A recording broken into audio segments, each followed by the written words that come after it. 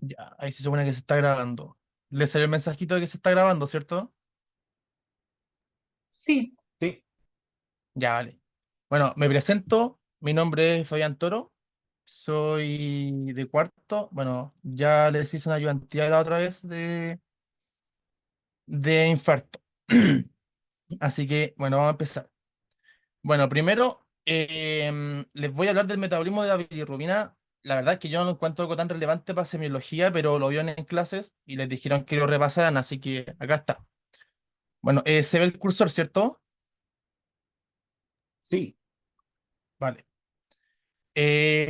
Bueno, todo parte, digamos, en el macrófago, porque el macrófago lo que va a hacer es degradar a los glóbulos rojos senescentes, o sea, los que están ya casi por morir.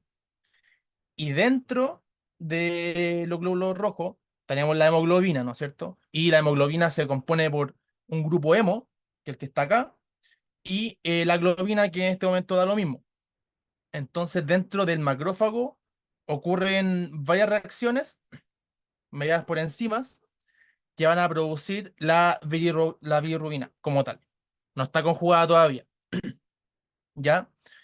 Bueno, después vamos a ver un poco más en detalle porque también les pusieron las enzimas. Entonces, bueno, entonces bilirrubina no conjugada que va hacia el torrente sanguíneo y va junto a la albúmina, ¿ya? Entonces, luego esta hay una absorción, por decirlo de alguna forma, o una captura, mejor dicho, por parte del hígado que la va a conjugar, ¿ya? Y cuando la conjuga, hay un pequeño porcentaje, o no tan pequeño, un 20%, ¿no es cierto?, que se va de vuelta al torrente sanguíneo, pero ahora como bilirrubina conjugada, y la gran mayoría va a bajar por las vías biliares hacia el colon.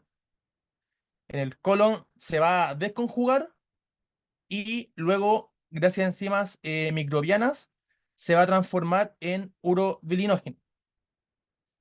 Hay un porcentaje que va a volver, o mejor dicho, que va a ir hacia la sangre, un 20%, y el 80% va a seguir por esta vía y se va a transformar después en estercobilinógeno y después en estercobilina, que es lo que le va a dar el color a las heces.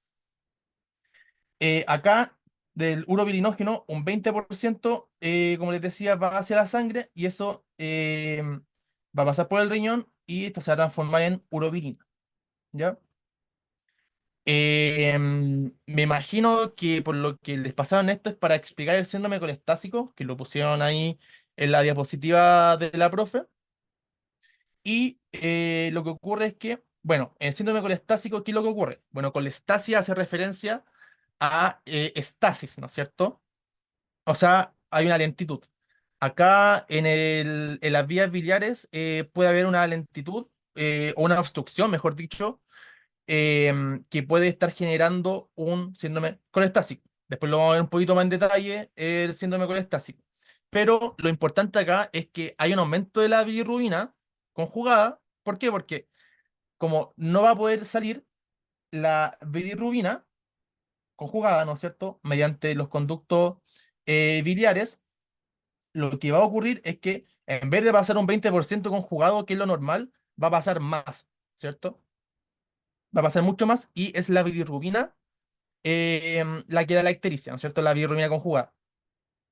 Em, y bueno, también hay coluria, porque si se dan cuenta, normalmente baja, ¿no es cierto?, por acá la bilirrubina, se transforma, pasan hartas cosas hasta llegar a la estercobilina. Si hay una colestasis o si hay una obstrucción acá, no va a pasar tanta bilirrubina. Entonces, ¿qué va a ocurrir? Finalmente, que no va a haber tanta estercobilina y va a haber acolia, ¿ya? Y respecto a la coluria, ocurre porque la bilirrubina conjugada, que dijimos que va a estar más aumentada en el plasma, en la sangre, se va a eliminar por vía renal. O sea, se va a filtrar vía renal y va a salir bilirrubina conjugada por la orina. Y por eso es que le da ese color. Y el prurito, según lo que busqué, no es tan frecuente, pero cuando ocurre? Bueno, ¿y por qué ocurre? Ocurre porque la bilirrubina se va a almacenar en la piel finalmente. Entonces eso va a dar picazón. Bueno, respecto a las enzimas que les dijeron, o al menos que salían en la foto, dime. Oye, Fabián, en la ¿Mm? diapo anterior, entonces si por ejemplo tengo una obstrucción de los conductos hepáticos, ¿Mm? voy a estar más propenso a tener coluria que por ejemplo a tener, no sé, acolía, por ejemplo. De hecho, no, tendría acolia, perdón, y tendría coluria, ¿verdad? Tendría los dos, po. Claro. Tendría los dos, sí. Y, Ahora, y- si hay uno predominante o no, no sé. ya. Y cuando hablamos de, o sea, de bilirrubina conjugada y no conjugada, no es lo mismo que hablar de bilirrubina indirecta y directa, ¿verdad? Sí, sí, es lo mismo. La Ya. conjugada es la directa y la no conjugada es la indirecta. Ya, ya, bacán. Gracias, gracias. Ya. Bueno, entonces, esto es lo que ocurre, bueno, lo que encerra acá en este cuadrado es lo que ocurre en el macrófago, ¿ya? Entonces, el grupo hemo, gracias a la hemoxigenasa, se transforma en biliverdina, que es un pigmento más o menos como verde. De hecho, puede ser que en las primeras etapas de un moretón, por ejemplo, de un hematoma, de una equimosis, se ponga como algunas pintitas medias verdes, medias verdosas. Eso es por la biliverdina. Y luego, bueno, la biliverdina reductasa va a transformar finalmente esto en bilirrubina. Eso es lo que ocurre en el macrófago. Luego, ya a nivel del colon, las enzimas microbianas, que es lo que les dije anteriormente que ocurre acá, lo va a transformar, la bilirrubina la va a transformar en urobilinógeno y luego en el riñón en urobilina. Ya. Eso con el tema del metabolismo, ¿ya? Ahora, la colestasis o síndrome colestásico. Bueno, como les dije, es una obstrucción de la vía biliar o del conducto hepático, y puede ser intrahepática o extrahepática, ¿ya? Su nombre lo dice, ¿no es cierto? Intrahepática dentro del hígado y extrahepática fuera de él. Entonces, la intrahepática tiene sus causas y acá hay algunas. em, Creo que no lo vieron en la clase, o sea, yo no lo vi en el PPT, pero ahí está por si lo quieren revisar. No voy a entrar más en detalle, al menos por ahora. Deme un segundito.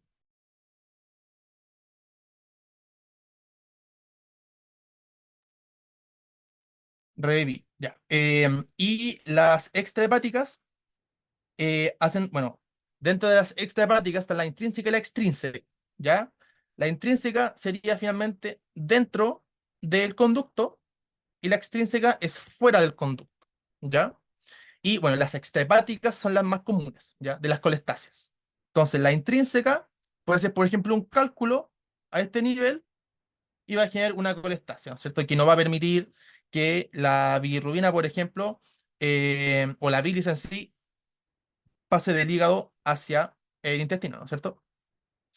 Entonces puede ser intrínseca, puede haber una estenosis, o sea, una disminución, una estrechez del lumen, etcétera, una neoplasia, cualquier cosa.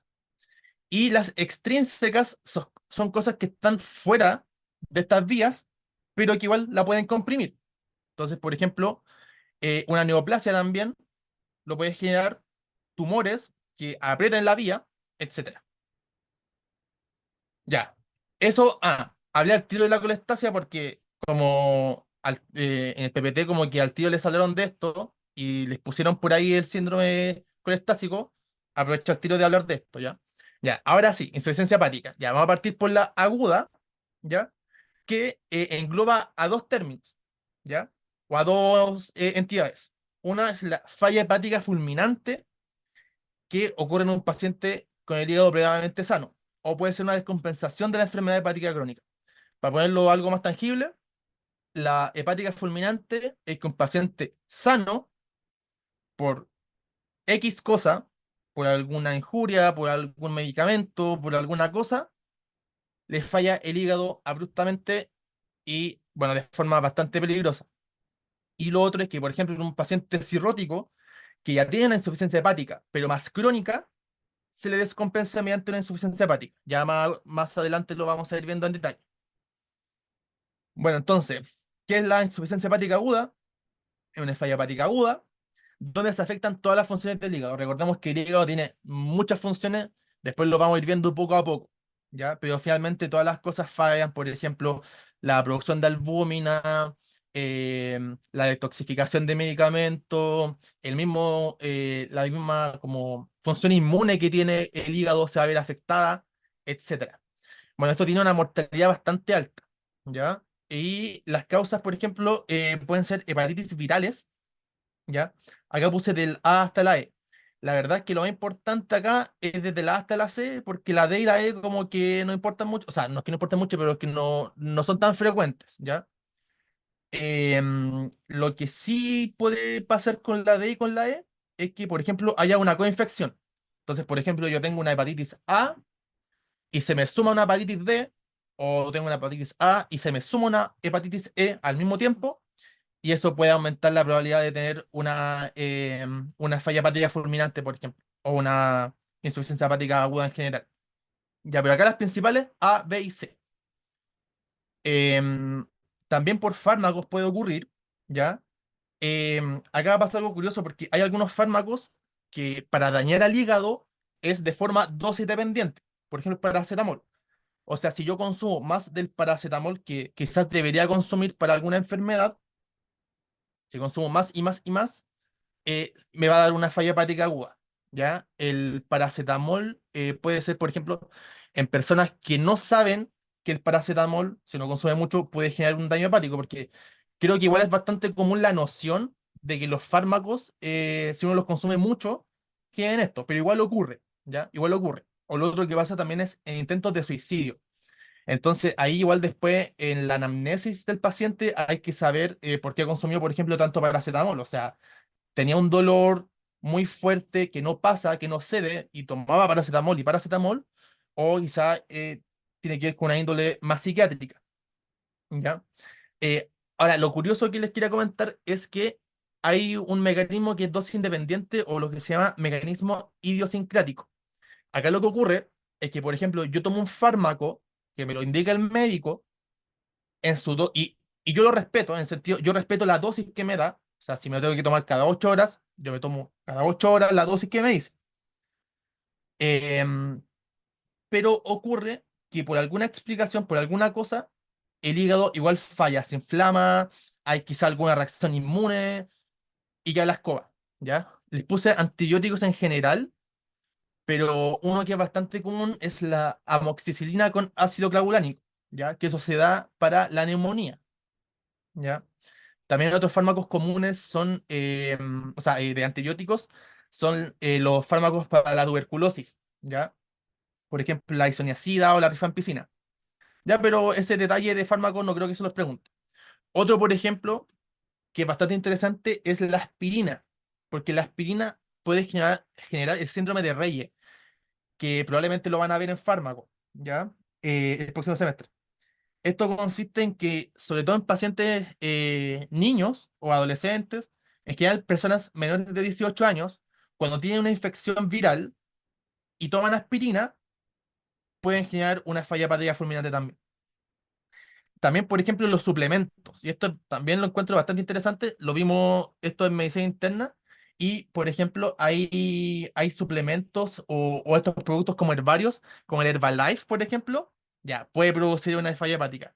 El aloe vera también puede producir falla hepática. Algunos tipos de té incluso, algunos suplementos X pueden generar una falla hepática aguda de este estilo, ¿ya? Em, Tóxicos, este es la Amanita phalloides, es un hongo, ¿ya? Que tiene una toxina que es bastante hepatotóxica, ¿ya? Bueno, en general hay muchos tipos de hongos que son hepatotóxicos. De hecho, no sé si hace poco vieron una noticia, hace un mes quizá, unos par de semanas, de unos chiquillos en el sur, parece, que consumieron como hongos alucinógenos, que creo que no es este hongo, por si acaso, es otro.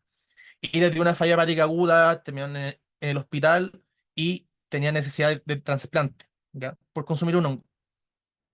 Lo otro que puede ser es la toxina del Bacillus cereus, que es una bacteria que crece por ejemplo, en el arroz. ¿ya? Cuando uno cocina arroz y si lo deja mucho tiempo en la intemperie, puede haber un crecimiento de Bacillus cereus que va a producir una toxina que puede producir esto. Ya, la verdad es que respecto a fármacos y tóxicos hay muchos más. Ya, yo les traje como lo que más se nombra, pero hay muchos más. Y de hecho, respecto a esto del mecanismo idiosincrático, la verdad es que puede ser cualquier cosa, o sea, hipotéticamente cualquier fármaco puede dar esto, ¿ya? Pero eso depende de la persona. Ya, las manifestaciones propias hepáticas, cuando hay una falla aguda, porque también hay manifestaciones extrahepáticas, ¿ya? Pero lo que hace referencia a la lesión hepática es, bueno, va a haber una ictericia. Ah, y por si acaso, muchas cosas de las que voy a hablar ahora en insuficiencia aguda se van a repetir después en la insuficiencia crónica, ¿ya? Por si acaso, para que no les extrañe que después repita ictericia, repita transaminasa, ¿ya? Igual ahora lo vamos a ver un poquito más rápido, después la crónica lo vamos a ver un poquito más en calma, ¿ya? Bueno, ictericia. Se produce principalmente por la bilirrubina, por una hiperbilirrubinemia de predominio conjugado. Puede haber una disminución del hígado, aunque esto es variable. La verdad es que encontré cosas que decían que podía aumentar. Varía un poco, no es tan sensible, ¿ya? Las transaminasas van a aumentar. Acá tenemos la GOT o AST, son sinónimos, y la GPT o ALT, son sinónimos, ¿ya? O sea, generalmente uno habla o de GOT y GPT o AST y ALT, ¿ya? Son sinónimos. Estas van a incrementarse al comienzo, ¿ya? Ya, ¿por qué se aumentan las transaminasas? Lo que ocurre es que cuando hay una necrosis masiva del hígado, o cuando hay daño hepático en general, por necrosis, se van a liberar al torrente sanguíneo enzimas propias de el hígado, ¿ya? Y esas son las transaminasas, que después se detectan, ¿no es cierto?, en sangre, ¿ya? Al comienzo van a aumentar porque hay destrucción masiva, ¿no es cierto? Y todo eso se manda al torrente sanguíneo. Pero luego de un tiempo, por ejemplo, y sobre todo si esto se cronifica o si pasan más días, van a bajar los niveles de transaminasas, ¿ya? ¿Por qué? Ya, imaginemos un hígado normal, ¿ya? Un hígado normal va a estar produciendo o va a estar liberando hacia la sangre cierta cantidad normal de transaminasas, ¿ya? Entonces, si yo después, por decirlo de alguna forma, saco un pedazo del hígado, va a haber menos hepatocitos, va a haber menos masa y por lo tanto va a haber menos transaminasas. Entonces al comienzo se elevan porque se rompen y se liberan hacia el torrente sanguíneo, pero después cuando esto ya se degrada, ya no hay más transaminasas de esa necrosis, ocurre que al haber menos hígado, por decirlo de alguna forma, va a haber menos transaminasas. Pero lo categórico al principio es que aumenta, ¿ya? También va a haber una disminución de los factores de coagulación porque el hígado los produce, ¿no es cierto? Produce algunos tipos de factores de coagulación y hay menos síntesis de albúmina. Ya, manifestaciones extrahepáticas y metabólicas. Ya, está la encefalopatía hepática. Después este cuadrito lo vamos a ver de nuevo, pero en la crónica ya. En este cuadrito aparecen los grados de encefalopatía hepática. Por el lado del examen mental, lo importante acá es que, por ejemplo, en el grado 4 que es el más severo, ya es coma, ya, o sea, ya no responde el paciente. El 2 y el 3, ¿no es cierto? Primero somnolencia, después mayor somnolencia. Y ya el uno es como confusión leve, pero todavía está, digamos, despierto, ¿ya? Pero a más grado, más compromiso de estado de conciencia, ¿ya? Y respecto a las alteraciones motoras, la verdad es que en los tres primeros grados puede haber asterixis, acá no sale, después en el otro cuadro que vamos a ver sí sale, y también aquí es importante, por ejemplo, la hiperreflexia, ¿ya? Ahí ustedes después en detalle ven cada cosa, no creo que valga la pena leerles toda la tabla, pero sí lo importante. Entonces, examen mental va aumentando el deterioro de conciencia, y respecto a, bueno, no les mencioné lo que es la asterixis. La asterixis o flapping es un signo que ocurre en la encefalopatía hepática. Después vamos a ver un video, creo que, bueno, está en la otra parte, en la parte de crónica. ¿Ya? Pero lo que es, para sacar este signo es que al paciente se le pide que ponga la mano así y uno la tira como para atrás. Entonces, cuando uno la tira para atrás y la suelta, en vez de quedarse así, va a empezar a temblar, así, como algo más o menos así. Es como que entre que tiembla y entre que cae, ¿ya? Va cayendo y va temblando. Y algo súper característico de esto. Ahora, lo que sí es importante es que ya en el grado 4 evidentemente coma es coma, ya el paciente tiene ausencia a toda respuesta de estímulo. Y tampoco tiene flapping o asterixis, que es lo mismo. Flapping y asterixis es lo mismo. Bueno, en el grado 4 ya se genera, bueno, bastante compromiso, hay edema cerebral y lo que genera es una hipertensión intracraneal. Entonces, finalmente hay mucha presión en el cerebro y eso evidentemente puede generar muchas afecciones. Entonces, pueden haber alteraciones pupilares, por ejemplo, o sea, quizá alguna anisocoria, que es cuando las pupilas están de distinto tamaño, quizá no hay reflejo pupilar, pueden haber varias alteraciones. Bradicardia, hipertensión, ventilación. Puede haber una alteración del tono muscular que es bastante característica, que es la rigidez de descerebración, que quizás la vieron en neuro ya, y la descerebración es la que se le acaba bajito, ¿no es cierto? Que tiene todo extendido, los brazos y las piernas en extensión.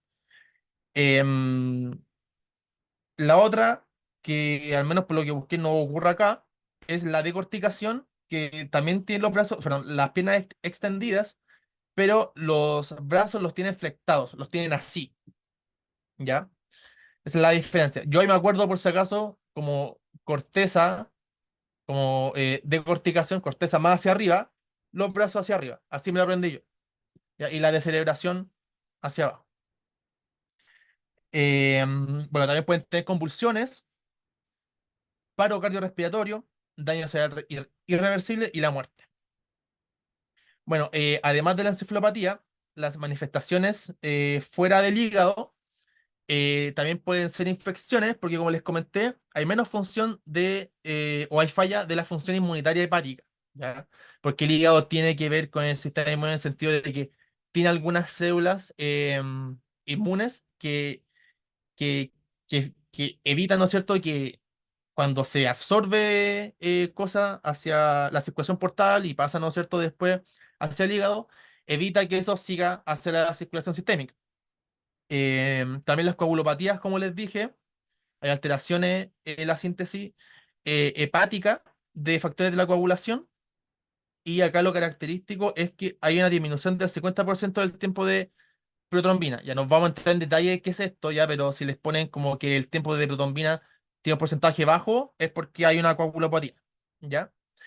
Y estos pacientes tienden al sangrado, pero lo pongo entre comillas, porque no son pacientes que, por ejemplo, se les haga una pequeña herida y sangren harto. No, no, no es así. O sea, a pesar de tener una coagulopatía, no tienden a sangrados masivos o sangrados graves, ¿ya?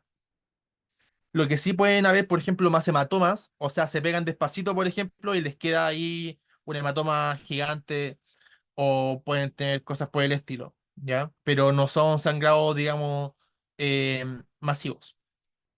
Ahora, también pueden tener alteraciones metabólicas. Una de ellas es el aliento hepático.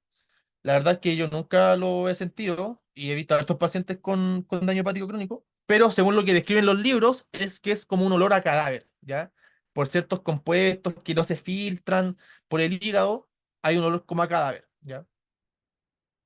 También se puede generar hipoglicemia, porque evidentemente el hígado tiene que ver con la función del azúcar, de la glucosa, porque ahí se, ahí se almacena el glucógeno y además se genera la gluconeogénesis. Entonces, si se afecta esto, puede haber una hipoglicemia.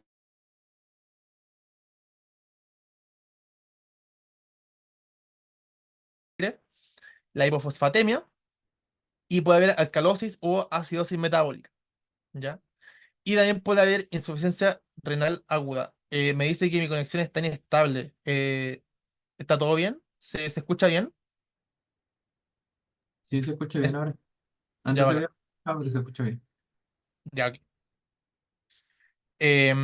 Bueno, y también puede generar insuficiencia renal aguda.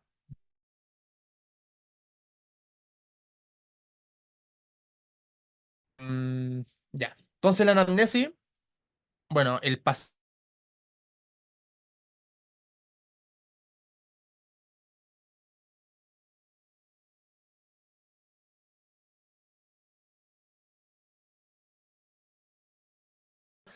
hay que saber, o hay que preguntar dirigidamente si es que si es que consumió paracetamol, por ejemplo, en general si hay algún tratamiento nuevo, algún fármaco nuevo. Por ejemplo, si tuvo tuberculosis, es importante porque los fármacos de la tuberculosis pueden generar una falla hepática, ¿ya? También buscar infecciones en el sentido de si es que está cursando con una hepatitis, ¿ya? Puede ser que no lo hayan diagnosticado todavía. Entonces, por eso, bueno, esto ya es más como de medicina interna, pero ahí hay que buscar al tiro ciertos marcadores que sean de esto, ¿ya? Que sean de alguna infección viral, por ejemplo. Em, Examen físico, bueno, vaya,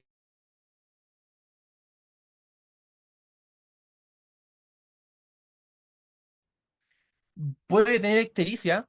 La ictericia no siempre está presente, porque cuando hay fallas hepáticas agudas, que son muy rápidas, muy agudas, quizás no se da el tiempo para que se, se, ¿cómo se llama? La bilirrubina se vaya tanto, ¿no es cierto?, al torrente sanguíneo y que se distribuya y qué sé yo. Pero si es muy rápido, quizás ese mecanismo no puede ocurrir o no ocurre todavía. Después puede ocurrir.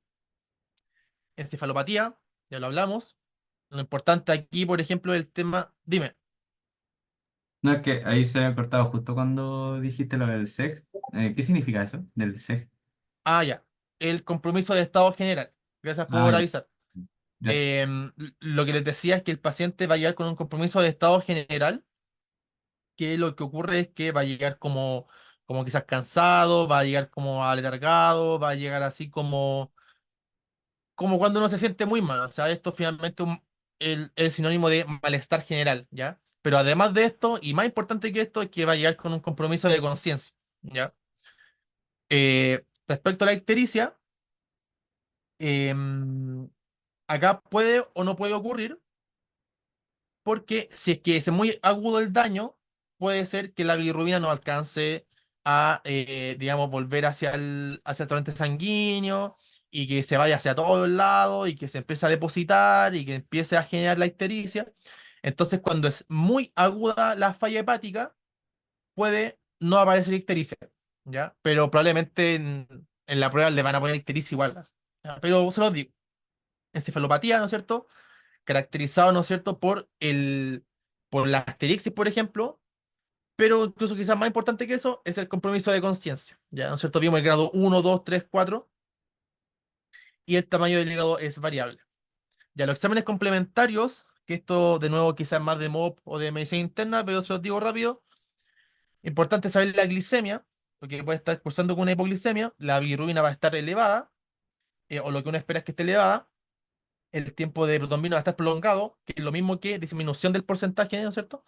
El pH puede estar alterado, puede estar normal, la albúmina va a estar disminuida, y las transaminasas van a estar muy elevadas, con la salvedad, ¿no es cierto?, que después van a bajar. Ya, ahora pasamos a insuficiencia hepática crónica. Acá, este término va a encerrar o va a englobar al daño hepático crónico. Y a su vez, el daño hepático crónico incluye a todas estas cosas. Incluye la cirrosis hepática, como lo principal, la fibrosis, que son estadios antes de la cirrosis hepática, la colestasia y la hepatitis, ¿ya? Porque pueden haber hepatitis agudas y crónicas, ¿ya? Después lo vamos a ver más en detalle. Ictericia. Bueno, como les dije antes, vamos a volver a repasar ciertas cosas de la aguda, pero ahora en contexto de crónico, ¿ya? Bueno, la ictericia, ¿no es cierto?, es color amarillo de la piel y las escleras, bilirrubina total mayor a 2 miligramos por decilitro, que eso salía en su PPT, y de hecho nos lo han pasado otras veces, así que Esto puede ser pregunta de prueba. Y la intensidad de la ictericia está relacionada con la gravedad. O sea, si yo tengo, por ejemplo, un paciente cirrótico que quizás no tiene tanta ictericia, ya tampoco es que esté bien, pero si tenemos un paciente muy, muy, muy amarillo, que tenga la bilirrubina muy alta, evidentemente ahí sí que tiene relación con la gravedad, ¿no es cierto? Y la ictericia también puede aparecer en enfermedades no hepáticas, como por ejemplo en hemólisis, que la hemólisis es la destrucción de de los glóbulos rojos, y hay distintas enfermedades que generan hemólisis, ya que no entré en detalle, pero finalmente va a haber, no sé,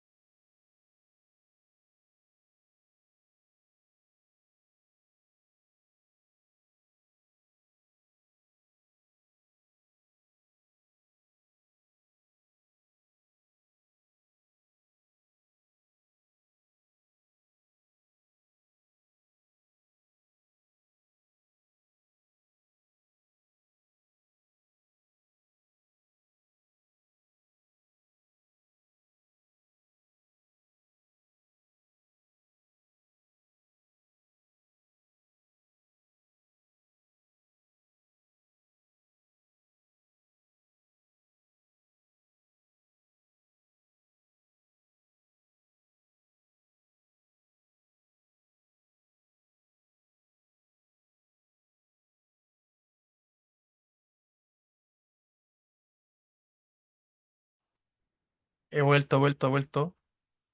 Qué mal que se me haya caído el internet. Em, ¿Se escucha bien? Sí, Vale. Sorry, mi internet es malísimo. Ya, estamos volviendo. Mm, mm, mm, mm.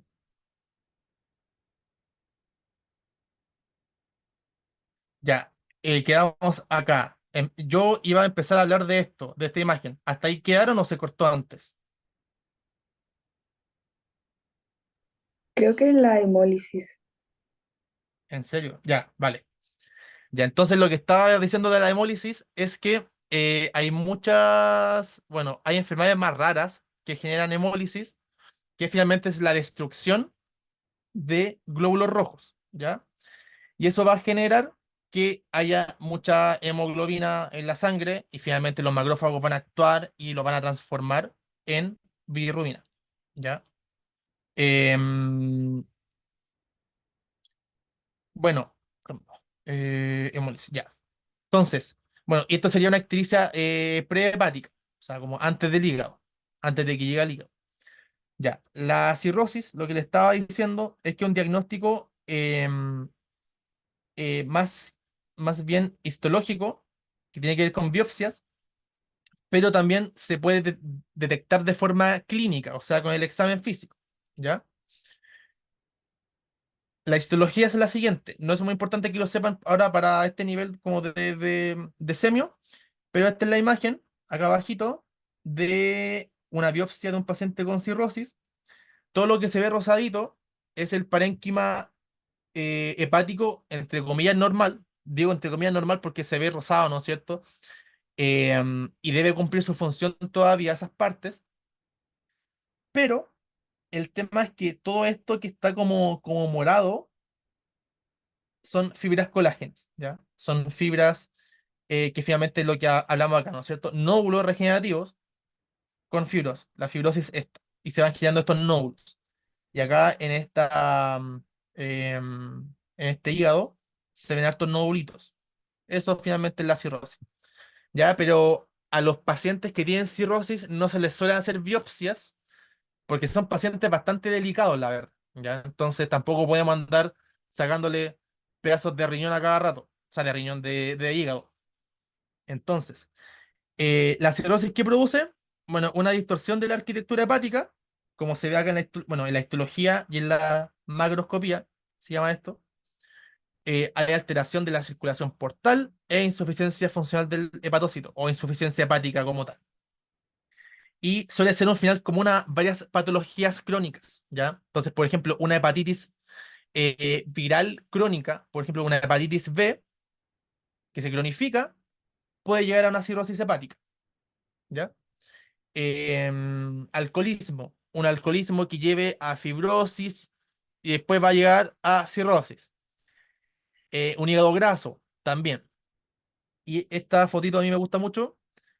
Acá a la izquierda tenemos un hígado normal, que cuando hay daños, por ejemplo, infección viral, alcohol, NASH, por si acaso, es hígado graso no alcohólico, ¿ya? Pueden haber desorden autoinmune, entre otras cosas. ¿Ya? Y los daños hacia el hígado crónicos, o sea, acá sale de 5 a 50 años, va a generar primero una fibrosis, luego del tiempo cirrosis, ¿ya? Aparte de estas injurias, estos daños, también influyen cosas genéticas. Por ejemplo, acá dice polimorfismos genéticos, marcadores epigenéticos. em, entonces, por ejemplo, un alcoholismo puede ser que un paciente tenga un alcoholismo súper grave y que nunca tenga cirrosis. O hay otros pacientes que sí tengan un alcoholismo grave y sí tengan cirrosis. Sí tengan cirrosis. Y por si acaso, en general, el alcoholismo que lleva a la cirrosis es un alcoholismo muy pesado. O sea, es algo de todos los días de la semana, y más encima en grandes cantidades, ¿ya? Entonces, en un paciente que quizás toma frecuentemente, no va a pasar una cirrosis, ¿ya? Pero si en un paciente que toma mucho, pero mucho, mucho, mucho, en serio que mucho, ¿ya? Bueno, y ya en estado de cirrosis va a haber una falla hepática y va a haber hipertensión portal, ¿ya? Y luego la cirrosis, hay una muy alta probabilidad de generar un carcinoma hepatocelular, ya que eso, o la cirrosis o el carcinoma va a matar al paciente.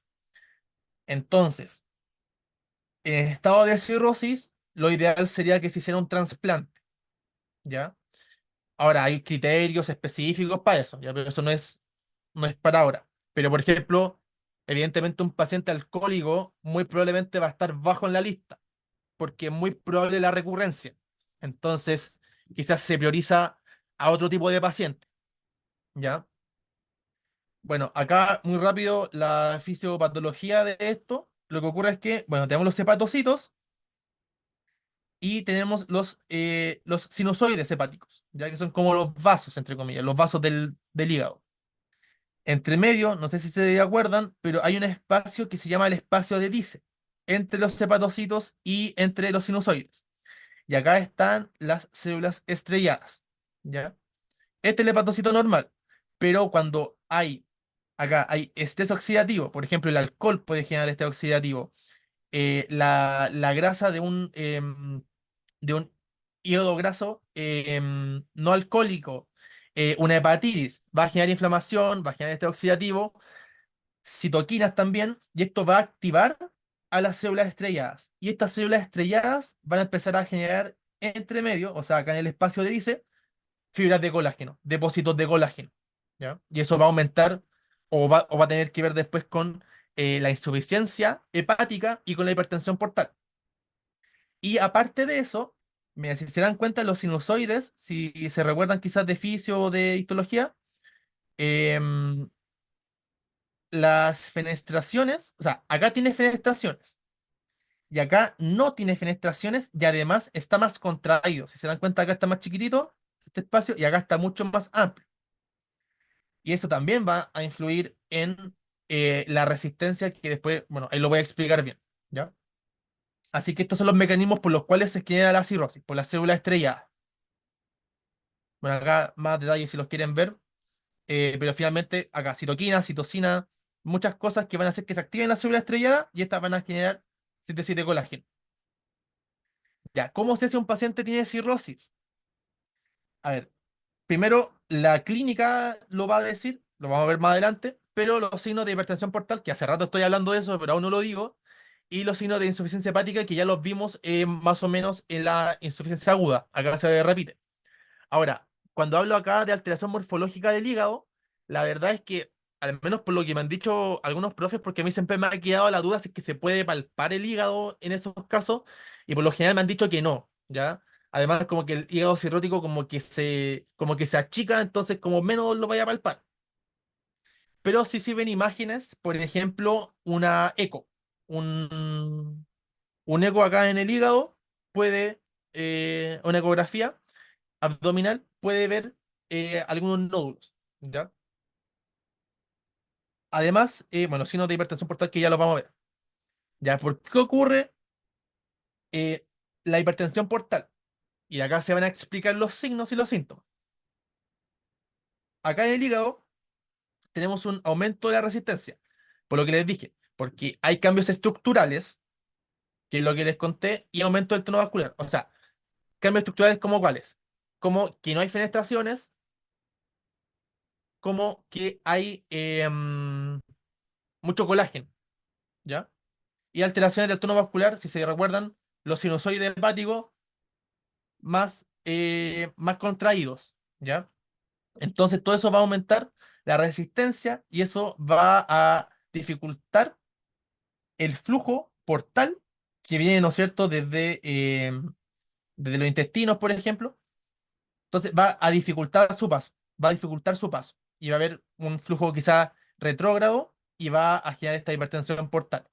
Entonces, como acá hay más hipertensión, hay vasos colaterales que también van a hincharse, por decirlo de alguna forma. Y esto es lo que va a dar, por ejemplo, la cabeza de medusa, que lo vamos a ver más adelante, si es que no lo han visto, o las varices esofágicas. ¿Ya?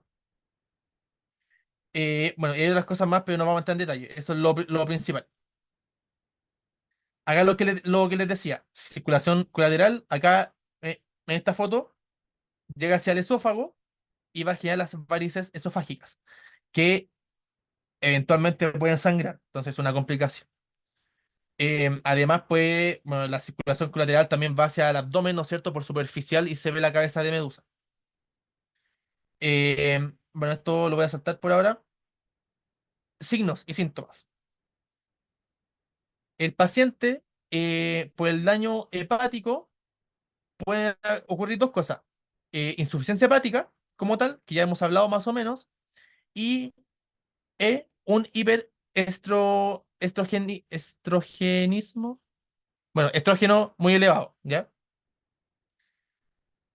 Eso va a generar en un paciente, por ejemplo, masculino, ginecomastia, ¿ya? Va a generar alteración, bueno, en cualquier tipo de paciente, mujer u hombre, alteración de la distribución del pelo. Si se dan cuenta, acá el vello púbico está en triángulo, en general en el hombre es en forma romboidal, como así. Y en las mujeres suele ser en forma de triángulo, ¿ya? También puede generar eritema palmar, puede generar atrofia testicular y puede generar por la insuficiencia hepática todas estas otras cosas, ¿no es cierto? Coma, esto significa ictericia, daño hepático, ascitis, anemia y tendencia a la hemorragia. Acá lo que les comentaba hace un rato, que por ejemplo acá el paciente tiene hematomas, ¿ya? Y también edema. Por el lado de la hipertensión portal, ¿qué puede haber? Bueno, hipertensión portal como tal y también un aumento del vaso, una esplenomegalia, ¿ya? Entonces, bueno, de acá se deriva lo que les contaba, varices esofágicas, y esto es lo que les comentaba, la cabeza de medusa, por la hipertensión portal, las colaterales van a ir por un lado hacia el esófago y otro lado hacia estas venas que están como superficiales en el abdomen, que también se van a ver como más hinchadas. Y por ambos lados, por el daño hepático y por la hipertensión portal, se va a generar ascitis. También como hay problemas con el hígado, perdón, con el vaso, puede haber anemia, leucopenia, trombocitopenia. Y acá más síntomas. Bueno, son lo mismo la verdad. Ictericia, arañas vasculares, fetor hepático. El edema palmar, en medicina interna nos dijeron que esto era bien común en pacientes alcohólicos. ¿Por qué? Específicamente no lo sé, pero nos dijeron que por alcoholismo puede ocurrir esto. También hipocratismo digital, clubbing es eso, hipocratismo digital, ginecomastia, como les dije, hepatomegalia también puede ocurrir, esplenomegalia, prurito, ya lo habíamos conversado, ¿no es cierto? Porque se deposita esta bilirrubina, la citis, edema, fiebre, bradicardia, de nuevo esto, ¿no es cierto? La cabeza de medusa, atrofia testicular, orina oscura, ¿no es cierto? Por la bilirrubina, y acolia. Ya, ¿cuál es la etiología? ¿Cuál es la razón de por qué ocurre esto? Bueno, como les comentaba, el NASH, que es el hígado graso no alcohólico, el alcoholismo, los fármacos, hay algunos fármacos que pueden generar esto. Si un paciente consume mucho ciertos fármacos, se puede generar un daño hepático crónico, una cirrosis. Y respecto a los virus de la hepatitis, acá el A no va, ¿ya? El A es más, tiene que ver con lo agudo. El C y el B también puede dar agudo, pero también puede dar, se puede clonificar. O sea, el B y el C te pueden dar una falla hepática aguda o te pueden dar una falla hepática crónica. Por lo general, estos virus como que parte de a poco los síntomas. O sea, como que el paciente cuando ya lleva cierto grado de hepatitis, recién empieza a tener síntomas. No es como al tiro, ¿ya? A no ser que sea una hepatitis aguda.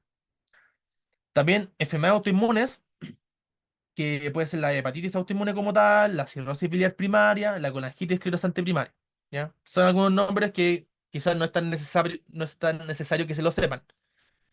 Enfermedades más raras, hemocromatosis, que es acumulación de hierro en el cuerpo, sobre todo en el hígado. De hecho, la manifestación de esto es una cirrosis, o sea, la histología, la biopsia de esto es lo mismo.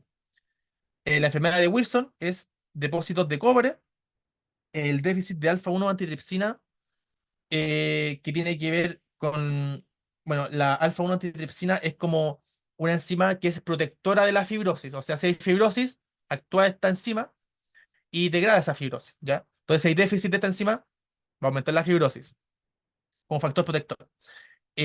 También la fibrosis quística.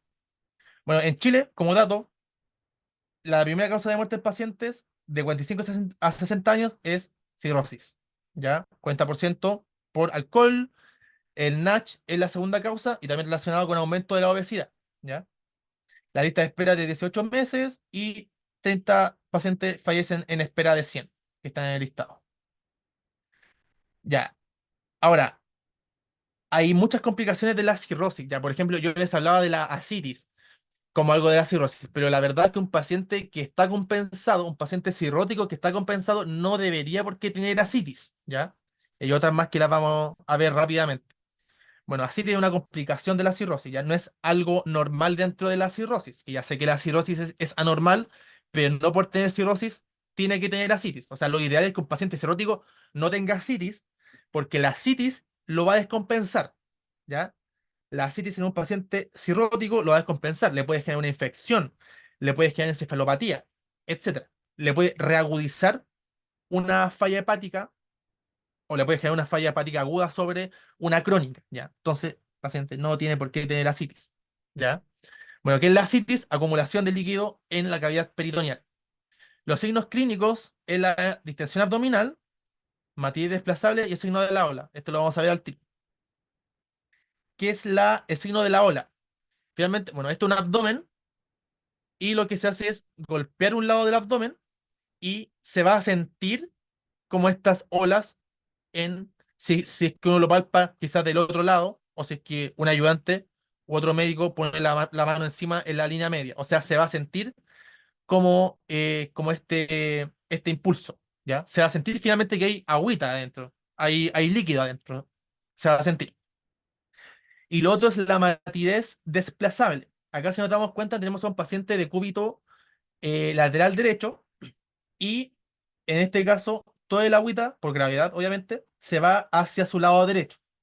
Entonces si yo lo percuto, voy a a darme cuenta que en esta zona más de la izquierda va a estar timpánico, después va a haber una zona como una combinación, y después más abajo va a estar mate, que recordemos que es más como grave, ¿no es cierto?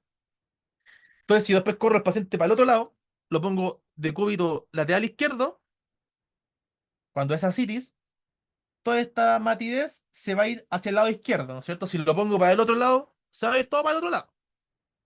Entonces yo percuto de nuevo y ahora la matidez en vez de estar a la derecha va a estar hacia la izquierda. Eso es la matidez desplazable. Estos dos signos son importantes porque me van a confirmar que finalmente hay agua, hay líquido en el abdomen y que no hay otra cosa, ¿ya? Porque puede haber una neoplasia, por ejemplo, un tumor gigante que pueda aparecer una ascitis porque tengo el abdomen súper distendido, pero si yo hago esto, puedo descartarlo. O sea, evidentemente si es una neoplasia, no va a haber una matidez desplazable y tampoco va a haber un signo del aula. Bueno, y distensión abdominal es eso, que el abdomen está muy tenso, está muy globoso, ya, mucho. ¿Ya? Y generalmente se distingue, por ejemplo, de un paciente que es obeso, porque se va a notar, bueno, la misma matidez desplazada, los signos de la aula no van a estar tampoco en un paciente obeso. O sea, si un paciente tiene mucho panículo adiposo, al hacerle esto, tampoco va a haber signo de la ola, tampoco va a haber matidez desplazable. Y acá un ejemplo de ascitis, ¿ya? Y acá se pueden ver algunas venas hinchadas que tiene que ver con el signo de la medusa o con las colaterales, ¿ya? Las colaterales que están bien hinchadas por la hipertensión portal. Bueno, los grados de ascitis. Hay 3 grados de ascitis.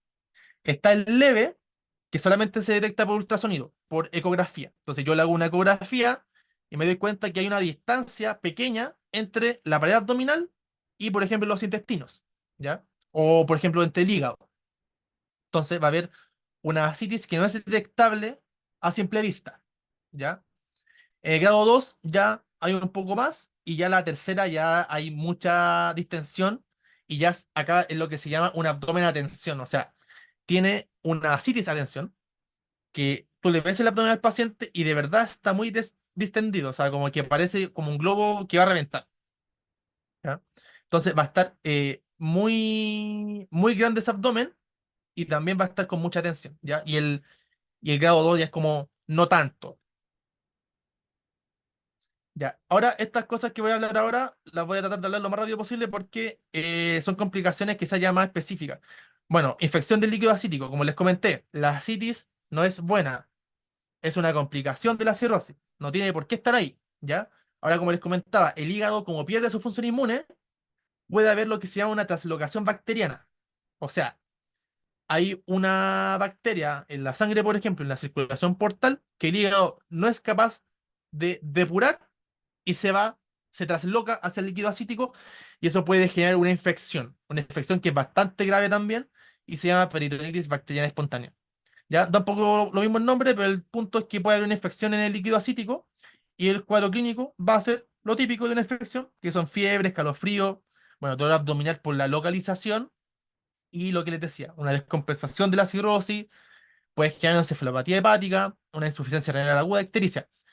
Toda cosa eh, rara, por decirlo de alguna forma, en un paciente cirrótico lo va a descompensar, ¿ya? Así que eso. Bueno, el síndrome hepatorrenal, el nombre lo dice, ¿no es cierto? Que es una falla hepática renal, perdón, una falla renal en el contexto de una cirrosis, ¿ya?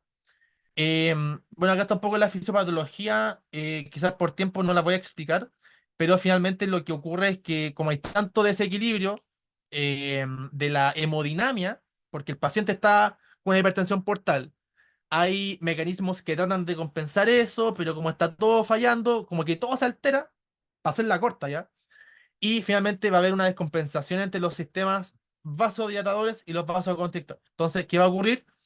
La va a haber una vasoconstricción renal, ¿ya? Y esta vasoconstricción renal va a generar que el riñón falle, porque no va a llegar tanto líquido al riñón. Entonces, el riñón va a fallar. Entonces, eso es el síndrome hepatorrenal, un síndrome, una insuficiencia renal secundaria a un daño hepático crónico, a una cirrosis.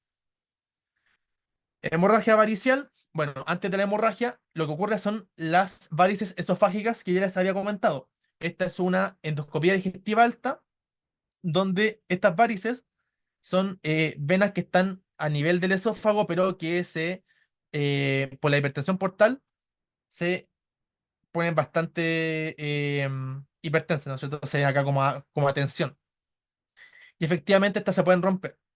Y al romperse van a generar una hemorragia digestiva alta, que eso ya supongo que lo vieron en la otra ayudantía o no sé, pero ya eso es otra clase, por decirlo así. Pero va a tener una hematemesis, o sea, va a vomitar sangre y va a haber un compromiso hemodinámico. O sea, el paciente, o sea, como contexto clínico, paciente cirrótico que de repente empieza a vomitar sangre y tiene la presión baja, que puede ser un reflejo del compromiso hemodinámico. Entonces eso muy probablemente sea una hemorragia digestiva alta, ¿ya? Por una hemorragia varicial. Ya la encefalopatía, también lo mencioné anteriormente en la aguda, y es un síndrome neuropsiquiátrico. ¿Ya? Hay hartas cositas que vamos a mencionar que se puede revertir, es potencialmente reversible en pacientes con daño hepático crónico, eso es DHC. ¿Y por qué ocurre esto? Porque, de nuevo, el hígado está fallando y hay una depuración hepática ineficiente de productos nitrogenados. Hay, hay muchos aspectos acá en la parte fisiopatológica, pero lo más importante es que el intestino tiene bacterias normales, ¿no es cierto? La flora intestinal o la microbiota intestinal. Y esas bacterias generan siempre productos nitrogenados, generan amonio, lo que se llama amoniogénesis. Ese amonio es normal, entre comillas, que pasa a la sangre, pero siempre el hígado lo mantiene a raya y lo depura. Cuando hay una encefalopatía, lo que ocurre es que no está esta función del hígado, entonces todos estos productos derivados del amonio se van hacia el cerebro. Además, también hay en el em, paciente cirrótico hay más permeabilidad de la barrera hematoencefálica, entonces es más fácil que entren estos productos hacia el cerebro o hacia el sistema nervioso central. Entonces, por eso ocurre la encefalopatía, ¿ya? Bueno, como les dije, íbamos a volver a ver esta tabla, pero esta es otra tabla, bueno, de la clasificación de West Haven. Como les dije, la asterixis puede estar presente en estas tres, pero en grado uno no es tan evidente. Después sí, 2 y 3 sí. Y ya como les dije, en el 4 como ya está en coma profundo, ya está ausente, ya no hay asterixis o flapping. Y respecto al examen mental, lo mismo, como les decía, el grado uno no hay compromiso de conciencia o no tanto. Está la bradisiquia, que por si no lo saben, es finalmente pensamiento lento. Eso es bradisiquia. Entonces, por ejemplo, uno le pregunta a un paciente una cosa y se demora mucho en responderlo, ¿ya? Como que uno ve al paciente y como que se demora mucho, como que está procesando la información. Entonces, hay una dificultad. Entonces, grado 2 ya hay somnolencia, grado 3 más somnolencia, incluso lenguaje incoherente, y ya en el grado 4 hay un coma profundo. Ya, el diagnóstico de la encefalopatía hepática es clínico, no hay que ver nada más que la clínica, los síntomas, pero sí hay que excluir otros trastornos que generan este estado mental, ya porque un paciente cirrótico, como les dije, tiene muchas fallas, tiene muchas descompensaciones. Puede generar, por ejemplo, una hipoglicemia, que es lo que les había comentado. Y una hipoglicemia también puede comprometer a un paciente de conciencia. Entonces, una vez todas estas otras cosas, por ejemplo, una hiponatremia, una hipoglicemia, como les dije, u otras cosas se descarten, ya este paciente probablemente tiene una encefalopatía hepática. Eh, por si acaso, bueno, esto después lo van a ver en medicina interna, pero si es que a alguien se le está ocurriendo, no sirve de nada, la verdad, medir los niveles de amonio, ¿ya? Porque se pueden medir los niveles de amonio en sangre, pero la verdad es que eso no está relacionado con más o menos encefalopatía, o más o menos gravedad. O sea, un paciente puede tener mucha amonio en sangre y otro muy poco, pero puede ser que el que tenga poco amonio en sangre esté más comprometido que el que tiene mucho. Entonces, da lo mismo. Entonces, diagnóstico clínico. Los precipitantes de la encefalopatía hepática, como les dije, y lo repito, hay mucha alteración, o mejor dicho, los pacientes cirróticos son muy sensibles. Entonces, por ejemplo, si hay una infección, como lo que les dije, la BPE, que es la peritonitis bacteriana espontánea, que es lo que les comentaba, que se infecta el líquido asítico, o hay una infección en sí en la cavidad abdominal, puede generar una encefalopatía hepática en el paciente con daño hepático crónico. Puede ser que el paciente no se adhiera al tratamiento, que no siga el tratamiento. Puede haber una hemorragia digestiva, falla renal, etcétera. Hay muchas cosas, una hipoglicemia, cualquier cosa puede descompensar a estos pacientes, ¿ya? Y como les comentaba, la encefalopatía hepática o encefalopatía portal, que es lo mismo, puede generar alteraciones de la personalidad.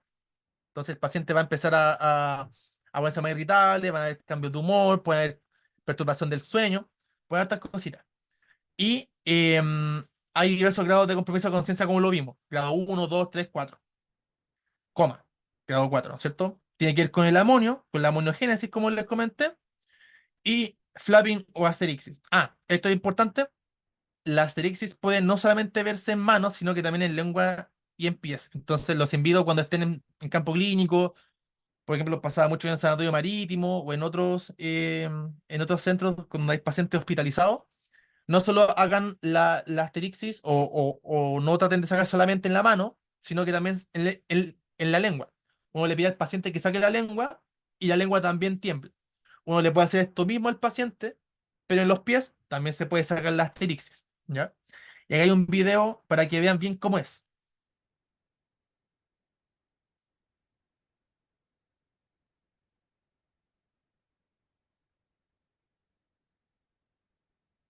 Eso es la asterixis, ¿ya? Y ya finalizando, esto ya es de lo último. Esto para que les quede más grabado nomás. Las alteraciones, ¿no es cierto?, más neuropsiquiátricas de la encefalopatía hepática. Entonces acá, por ejemplo, vemos cambios de personalidad, acá hay letargo, flapping tremor, que es el asterixis. También hay como alteraciones de los músculos, así como que también como que tiemblan, ¿ya? Se pueden poner violentos, y acá hay un paciente que está en coma, que está convulsionando. Ya acá hay un electroencefalograma, da lo mismo como lo que sale, pero acá se supone lo que sale es que está convulsionando, ¿ya? Y tiene ahí, por ejemplo, bueno, ahí trata de mostrar como clonus, o sea, como que se mueve, ¿no es cierto? Y que está teniendo una convulsión, peto hepático, etcétera. Ya, las preguntas. Antes, ¿tiene alguna duda hasta ahora? ¿Alguna duda antes de irnos a las Yo tengo una preguntas? duda Dime.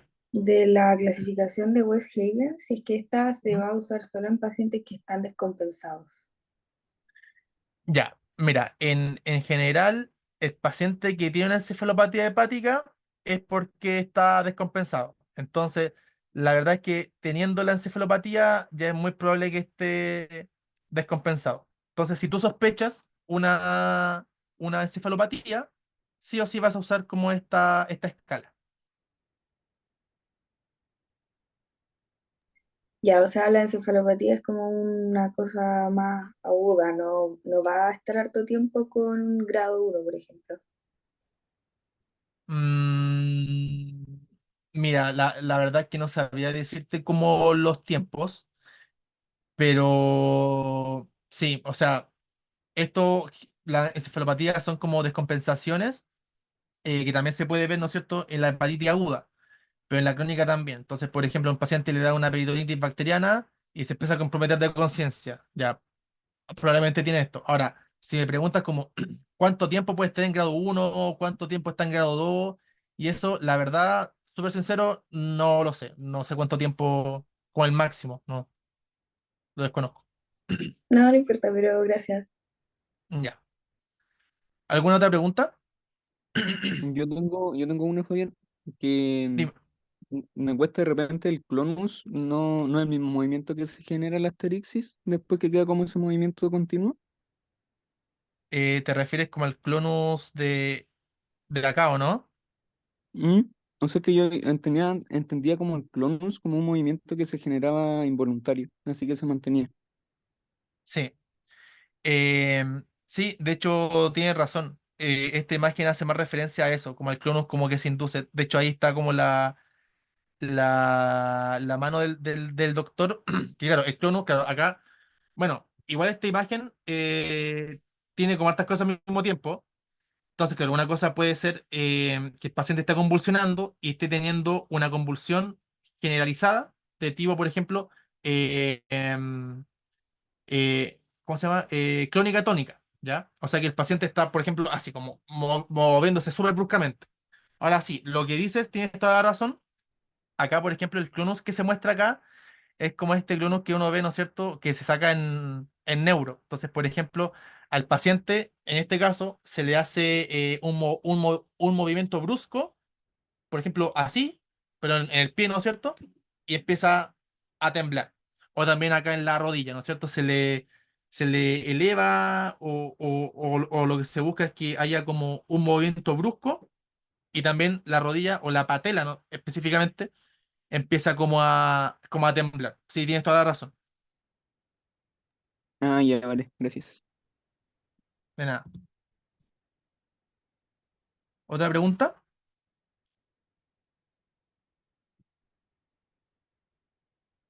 Ya. Vamos a las Ismael, preguntas. Dime. yo tengo una duda. ¿Sabes qué? Me cuesta como identificar en qué casos, por ejemplo, era una duda más como del inicio. ¿En qué casos podemos tener ictericia y en qué casos como que no necesariamente podemos tener una ictericia Ah, ya. en una insuficiencia aguda? Ya, sí. Lo que pasa es que la ictericia, bueno, la verdad es que muchas veces está, pero cuando hay una falla hepática aguda, muy rápida, mira, vamos a poner el mono de la ictericia, o sea, de la bilirrubina. Este proceso de la bilirrubina tampoco es como tan rápido. Entonces, por ejemplo, si hay una falla hepática aguda, de nuevo, muy aguda, muy grave de repente, no va a alcanzar a que el macrófago genere, no sé, biliverdina, después la bilirrubina, después de que se conjugue. Todo este proceso, bueno, la verdad es que no sé cuánto dura exactamente, pero tampoco es tan rápido. Entonces, cuando hay una falla aguda, una necrosis masiva muy rápido, muy grave, puede ser que no se alcance a ocurrir todo este proceso que le he mencionado, o sea, como que se vean estas alteraciones de la bilirrubina en sangre. Mm, Entonces, ya. finalmente, es que la bilirrubina se aumenta en falla hepática aguda, sí, pero puede ser que en una falla muy aguda, muy rápida, o sea, como en cosas de quizás de horas, de unas pocas horas, no tenga ictericia todavía.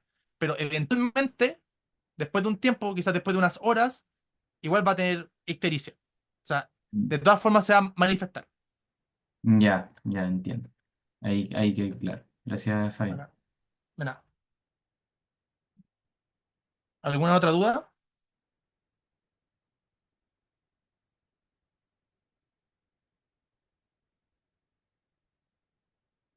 Ya, démosle con la primera pregunta.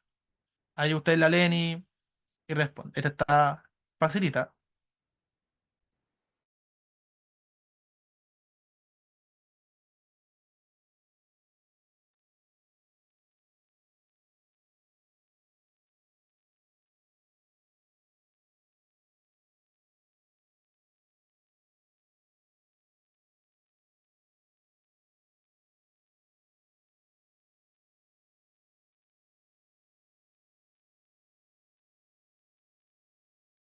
La.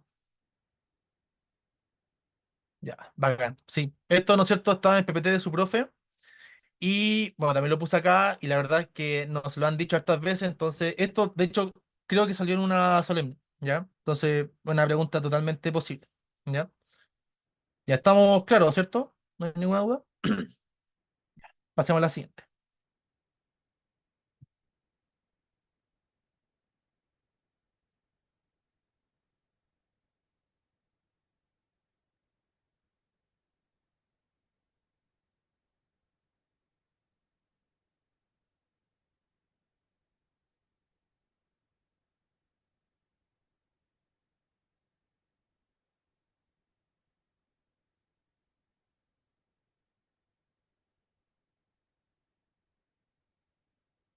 De altas des.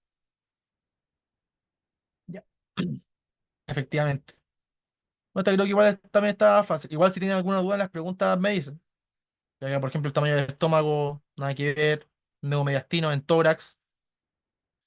Y esto, la verdad es que no tengo idea que sea correcto vesical. Bueno, está bien difícil esto. O sea, de que sea esto. Así sí o sí, el peritoneo. Vale. Em, dale, la siguiente. Esta quizá está un poquito más difícil.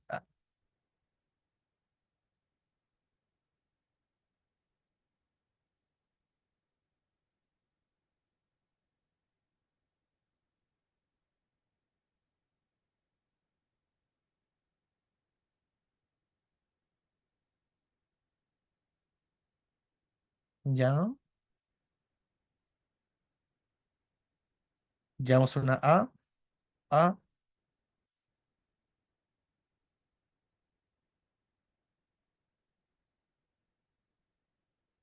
están yendo por la A. Bueno, sí, efectivamente, el aumento de la presión hidrostática, ¿no es cierto? Ahí se tuvieron que haber recordado de las fuerzas de Stalin. Finalmente, como hay una hipertensión, hay como mucha agua haciendo presión. Finalmente, bueno, quizás eso me faltó mencionar, y de hecho es bastante importante, de que, claro, como hay mucha presión, el líquido va saliendo como transudado hacia la cavidad abdominal. Y por eso es que se produce la ascitis. Se me olvidó mencionar eso cuando estaba explicando ahí el monito, pero sí, es eso. Mucha presión, sale finalmente el agua. Em, esta.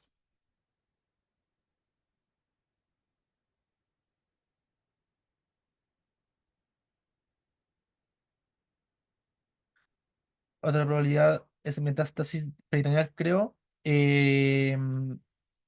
Como mecanismo de la citis.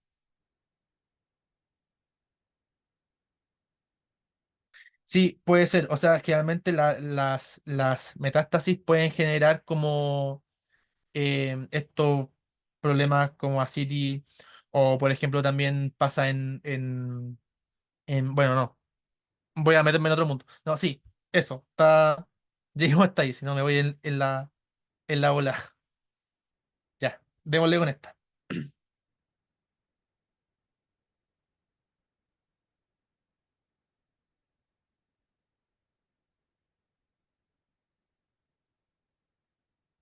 Bueno, ahí igual, mientras piensa en esta, es importante lo que dice el Alexander igual, porque la citis no siempre es solamente por cirrosis y por hipertensión portal. O sea, hay otras cosas que pueden generar ascitis, ¿ya? Así que es importante lo que dice el Alexander. No siempre es tema de cirrosis, ¿ya? Pero para lo que estamos viendo ahora, quédense con que sí es solamente por cirrosis. Pero hay más causas, ¿verdad?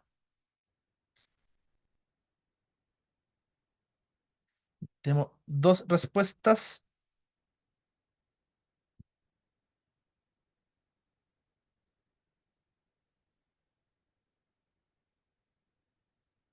C, A.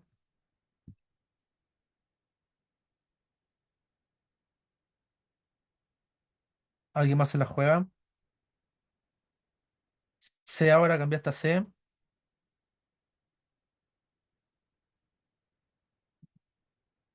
Voy a esperar un poquito más. Que solamente hay dos respuestas. La... Me cambio de vuelta a la A. Está bien, está bien, está bien. Ya, sí. Sí, o sea, finalmente eso, ¿no es cierto? La A es daño hepático crónico más que nada por el tema de los antecedentes, ¿no es cierto? O sea, un etetismo crónico. Etetismo crónico, eh, si fuera congestivo, sí, sí, sí puede ser si hubiera algo como congestivo, algún problema así como... em, así como de insuficiencia cardíaca o cosas por el estilo, sí puede ser, ¿ya? Pero acá el tema, ¿no es cierto? Los antecedentes que el etelismo crónico, hay etelismo crónico, o sea, alcoholismo crónico, edema, también categórico, ¿no es cierto?, del daño hepático crónico, ascitis también, edema de miembros inferiores y circulación colateral. Ya. Esta, la verdad que yo tampoco lo sabía antes de hacer la ayudantía, así que si la tienen mal, no importa.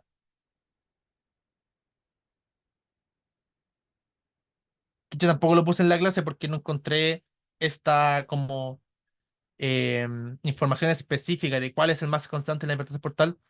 No, no lo encontré, pero me salió en una de las preguntas de años anteriores, así que se los puse para que lo sepan.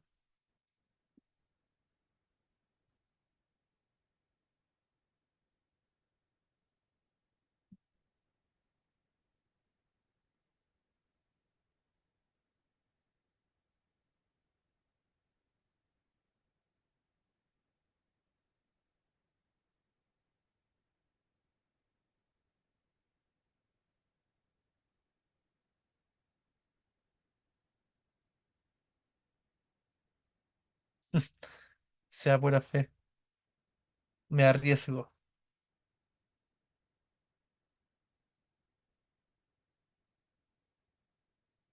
Ya, vamos. Vamos, vamos, ¿se también? Ya.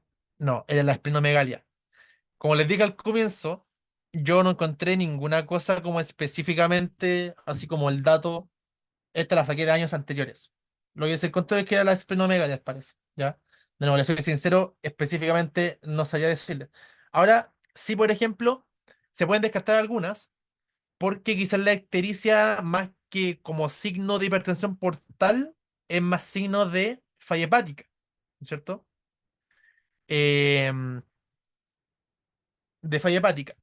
La telangiectasia tenía que ver con el aumento de los estrógenos, y eso tenía a la vez que ver con la, ¿cómo se llama? Con el estrógeno. O sea, pero o sea, sí con estrógeno, pero le subyace la falla hepática, ¿ya? La hepatomegalia también tenía que ver con el tema de la falla hepática. Y la ascitis sí tenía que ver efectivamente con la hipertensión portal. Pero como les dije, no tenía el dato específico, pero al parecer la esplenomegalia es la más constante. Pero creo que la B, C y D se pueden descartar al tiro. Quizá hay la duda.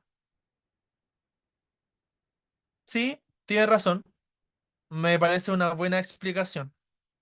Claro, ¿verdad? O sea, como la antesala quizá a una citis puede ser la esplenomegalia. O sea, claro, quizás primero se va a llenar o se va a hipertensar el vaso antes de generar una citis. O sea, la citis se necesita mucha presión más. Me parece una buena explicación, Alex. Bacán.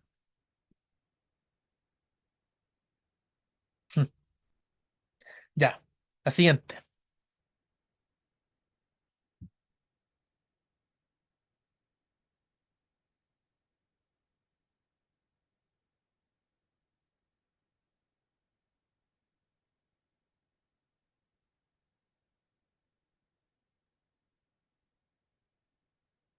C, C, C, más CES. Segurísimo, dice el Alex. ¿Alguna más? ¿Alguna más? Démosle.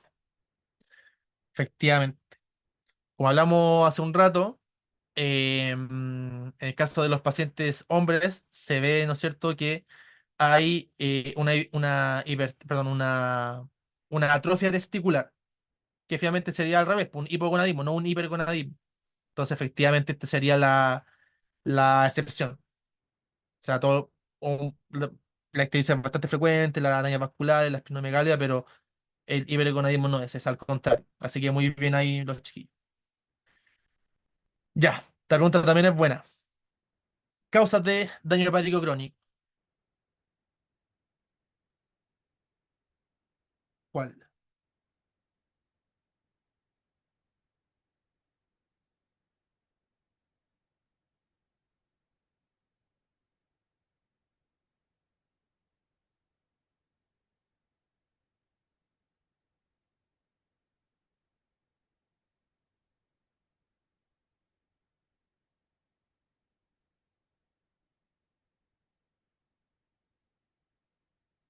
B, B, otra vez.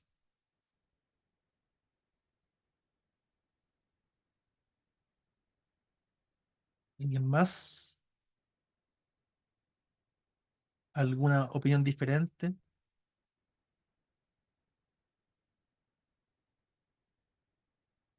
Ya. Em, Efectivamente, la B. A ver, mira, la verdad, de nuevo, yo prefiero ser sincero. La enfermedad de Walter no tengo idea qué, o sea, lo busqué y era como algo raro, así que, filo. La colecistitis aguda, no, eso es algo más, bueno, es agudo y no tiene nada que ver con la cronicidad. Quizás donde uno ya puede empezar como a dudar puede ser en los virus de la hepatitis, ¿no es cierto? Pero, como les comenté, la hepatitis A no tiene que ver con daño hepático crónico.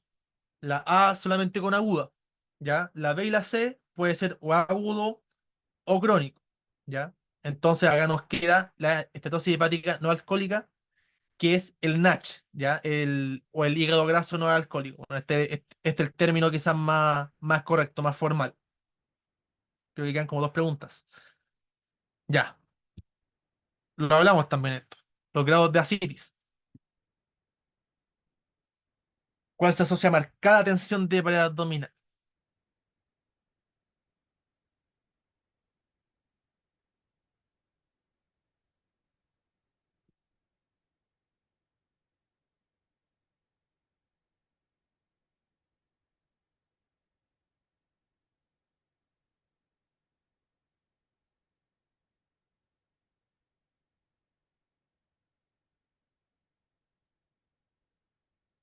4 CD. Hay varias preguntas, o sea, hay varias respuestas distintas. Me gusta, me gusta. C, C, ya. Ahora se inclinan por la C.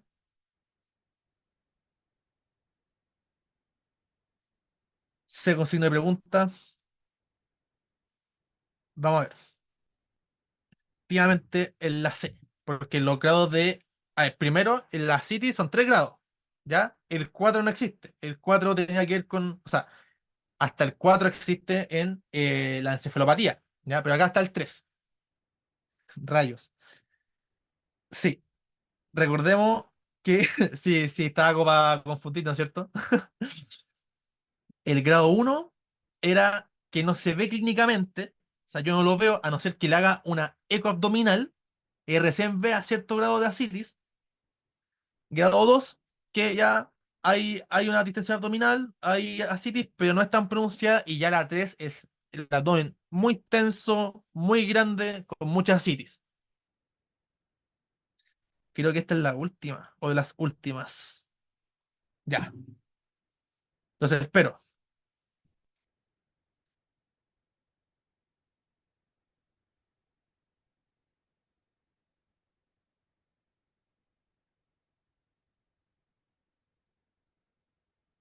B, B, otra vez,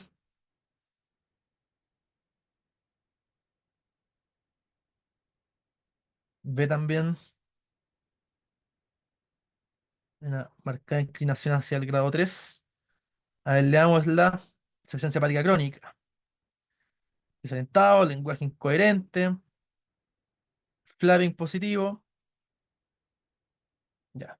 Como no veo más respuestas, démosle. Efectivamente es la 3. Ya. La 5 tampoco existe. Menos mal que nadie la puso. Em, y claro, bueno, 4 no puede ser porque la 4 es coma. Entonces no habría ninguna respuesta, ni siquiera desorientado. ¿Ya? Y recordemos que el 3 bueno, había mucha somnolencia, más que en el 2, pero ya en el 3 empieza a haber un lenguaje ya más incoherente. En la parte, ¿no es cierto?, mental y en la parte motora también hay hiperreflexia. Y el flapping está del 1 al 3, el uno es menos, pero ya 2 y 3 es evidente. Así que este es un cuadro clásico de encefalopatía hepática grado 3. Ah, queda otra más. No sé cuántas quedan. Creo que puse varias. Sopor es en el 4. El 4 es coma.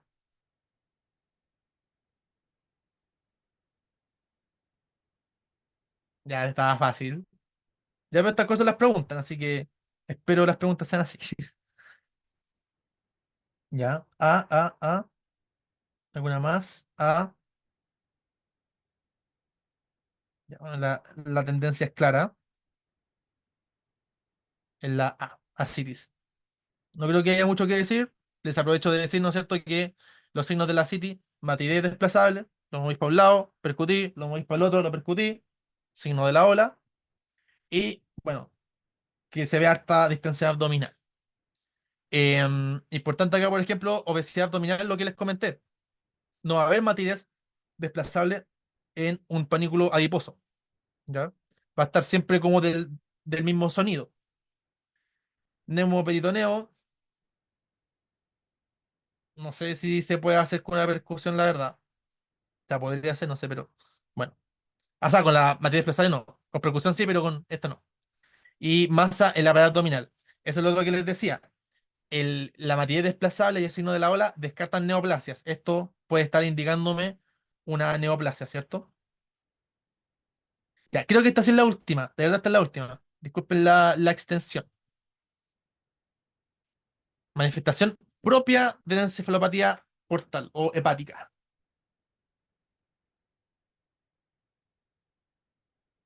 Bacán.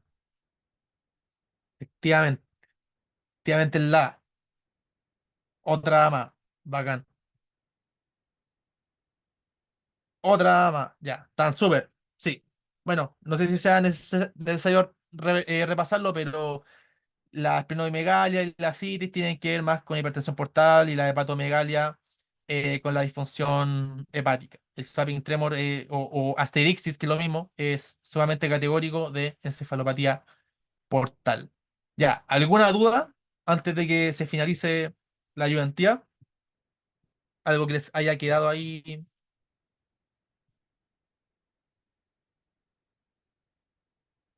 Se me preguntar, ¿había alguna otra encefalopatía de abdomen? ¿Como una encefalopatía de abdomen? Así como propia de abdomen. No entiendo mucho la pregunta.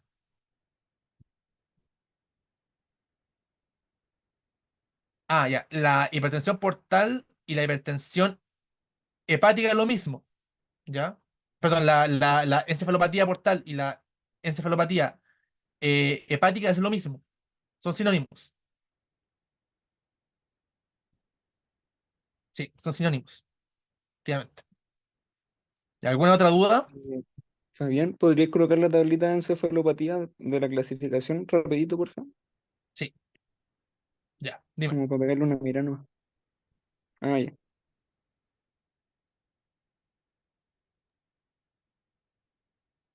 ¿Alguna gracias. duda ahí? No era para recordar nomás.